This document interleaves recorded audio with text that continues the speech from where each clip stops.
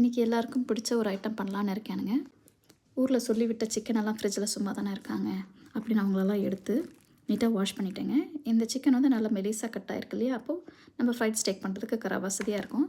அப்படியே ஒரு தட்டில் வந்து இந்த சிக்கனெல்லாம் போட்டு ஒரு பேப்பர் டவல் எடுத்து நல்லா ட்ரை பண்ணிவிடுவேன். நல்லா ட்ரை பண்ணிவிட்ட பிறகு அப்படியே திருப்பி போட்டு அந்த சைடும் ட்ரை பண்ணி எடுத்துடுவேன். ட்ரையாக இருந்தால் தான் மசாலா நல்லா ஒட்டும். ட்ரை பண்ணிவிட்டு தொட்டு பார்த்தா இன்னும் மாய்ஸ்சராக இல்லாத மாதிரி இருக்கும், நல்லா ட்ரையாக. அப்புறம் ஒரு பிளேட்டில் ஆல் பர்பஸ் ஃப்ளவர் ஒரு 2 to 3 டேபிள் ஸ்பூன் மாதிரி எடுத்துப்பேன். அதில் கொஞ்சம் salt, chilli powder, garam masala, உங்களுக்கு பிடிச்ச மசாலா எதாக இருந்தாலும் நீங்கள் கஸ்டமைஸ் பண்ணிக்கோங்க, டர்மரிக் பவுடர், அப்புறம் பெப்பர்கார்ன் ஒரு 2 to 3 டீஸ்பூன் மாதிரி எடுத்து கிரைண்ட் பண்ணி எடுத்துக்கிட்டிங்க. அது கொஞ்சம் ஃப்ரெஷ்ஷாக இருக்கும். எல்லாத்தையும் ஒரு மிக்ஸ் பண்ணிக்கோங்க. மீன்வால் 2 எக் எடுத்துக்கோங்க.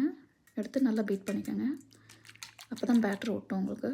ஒரு பெரிய பேனில் சன்ஃப்ளவர் ஆயில் ஊற்றிட்டு பேன்கோ சீசனிங் இது ரொம்ப முக்கியம். பிரெட் க்ரம்ஸ் இருந்தால் தான் நல்லா சிக்கன் கிறிஸ்பியாக இருக்கும்.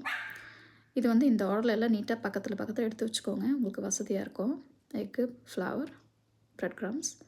எண்ணெய் சூடாகிடுச்சு. உங்களுக்கு கிறிஸ்பி ஆகணும்னா மாற்றிக்கலாம் கொஞ்சம் ஆர்டரு. சிக்கன் பெருசாக இருக்குது, அதனால் கட் பண்ணிக்கிட்டேன். அப்புறம் சிக்கன் எடுத்து ஃபஸ்ட்டு மாவில் டிப் பண்ணி எடுத்துட்டேன்.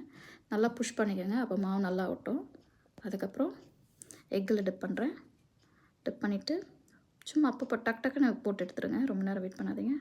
அப்புறம் பிரெட் க்ரம்ஸில் போட்டு நல்லா இந்த பக்கம் ஒரு திருப்பு, அந்த பக்கம் ஒரு திருப்பு.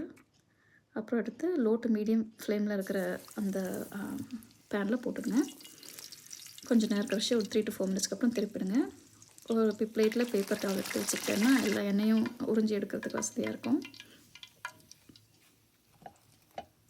அப்படியே ஒவ்வொரு சிக்கனாக எக்கில் டிப் பண்ணி பிரெட் க்ரம்ஸில் டிப் பண்ணி போட்டு எடுத்துருங்க. பிரெட் க்ரம்ஸ் முடிகிறப்போ ரீஃபில் பண்ணிக்கோங்க.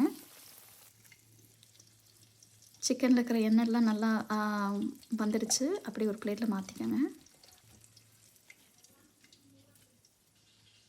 சிக்கன் கொஞ்சம் திக்காக இருந்தால் கொஞ்சம் ரேஸ் ஆகும். அப்போ நீங்கள் ஸ்பூன்லேயோ ஃபோர்சப்ஸ்லேயோ கொஞ்சம் அழுத்தி விடுங்க. சைடில் எக்ஸாமுக்கு வேறு படிச்சுட்ருக்கேன். ஒரு பீஸு ஏர் ஃப்ரை பண்ணலாமேன்னு ட்ரை பண்ணிகிட்ருக்கேன். அது எப்படி வருதுன்னு பார்க்கலாங்க. இன்றைக்கி என்கிட்ட கெச்சப்பில் ரேன்ச் யூஸ் பண்ணுறேன், கொஞ்சம் பெப்பரிக்கா. பார்க்கவே சூப்பராக இருந்தது.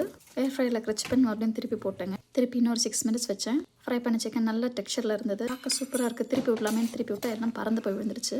அப்போ சிக்கன் அட்லீஸ்ட் தப்பிச்சதுன்னு சந்தோஷப்பட்டேன். ஏர் ஃப்ரையில் இருக்கிற சிக்கன் திருப்பிட்டு மறுபடியும் ஒரு 6 மினிட்ஸ் வச்சேன்.